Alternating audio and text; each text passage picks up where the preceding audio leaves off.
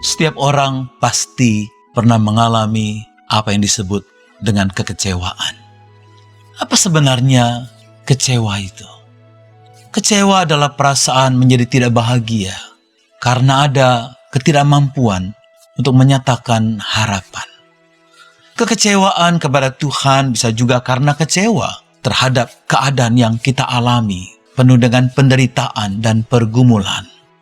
Pergumulan yang silih berganti. Kita kecewa terhadap keadaan, di mana keadaan yang kita alami tidak sesuai dengan harapan kita. Bisa saja kita kecewa terhadap manusia. Kekecewaan yang diterima dari orang yang kita kasihi. Mungkin anggota keluarga kita. Mungkin orang-orang di kantor kita. Apa yang terjadi ketika kecewa itu melanda kita? Kita bisa sinis terhadap kehidupan. Kita tidak peduli lagi mungkin dengan keluarga kita, dengan ibadah kita, dan mungkin pekerjaan kita. Kita mengalami kepahitan hidup. Hati kita pahit, sehingga kita terus menyimpannya di dalam hati kita. Akibat kecewa juga kita bisa putus asa yang mendalam, yang menimbulkan ketidakberdayaan kita di dalam menjalani kehidupan kita, sehingga kita melakukan tindakan yang tidak wajar dalam kehidupan kita sehari-hari. Bahkan ada yang kecewa lalu mengalami dan melakukan tindakan bunuh diri karena sungguh-sungguh putus asanya sudah memuncak dalam kehidupannya. Bagaimana kita mengatasi kekecewaan itu? Sebuah buku mengajarkan kepada kita melalui Hakim-Hakim pasal 11 sampai pasal 12. Seorang Yefta ketika menghadapi masalah yang berat, dia membawa semua masalahnya kepada Tuhan. Dia mengalami kekecewaan yang sangat berat dalam hidupnya. Dia seorang pahlawan yang gagah berani, tapi ibunya adalah seorang perempuan sundal.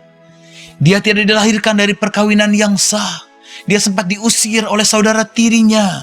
Dianggap sebagai anak haram dan tidak berhak mendapatkan warisan. Dia kecewa sangat besar. Dan ketika dia kecewa, dia harus diusir, dia tidak dianggap. Apa yang dia lakukan? Hakim-Hakim 11 ayat 11b mengatakan, dia membawa seluruh perkaranya di hadapan Tuhan. Ini langkah pertama, membawa semua perkara itu kepada Tuhan. Tuhan tahu setiap hal yang kita alami, baik itu kesedihan kita, pergumulan, penolakan, penghinaan.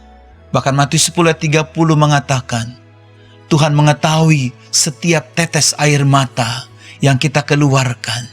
Jika kita mau datang kepadanya, kita mau menyerahkan seluruh masalah kita, seluruh pergumulan kita, hanya kepada Tuhan dalam doa kita. Yang kedua, Yefta bangkit lalu menggali potensinya dengan baik. Walaupun dia mengalami kekecewaan, dia diusir, dia dibuang. Dia tidak membiarkan dirinya terlalu lama berlarut-larut dalam kekecewaan. Dia bangkit, menggali potensi yang ada dalam dirinya. Dia menjadi seorang prajurit, bahkan menjadi panglima, dan dia menjadi pemimpin.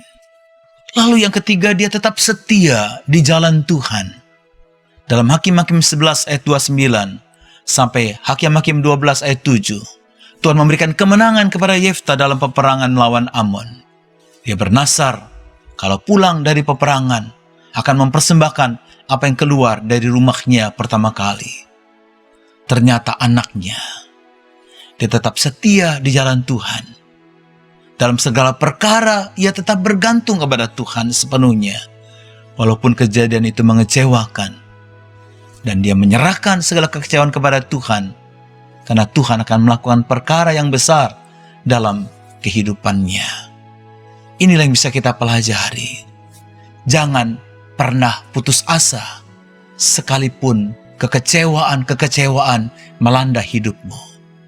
Serahkan kepada Tuhan. Gali potensi yang ada padamu. Tetap setia berjalan bersama Tuhan.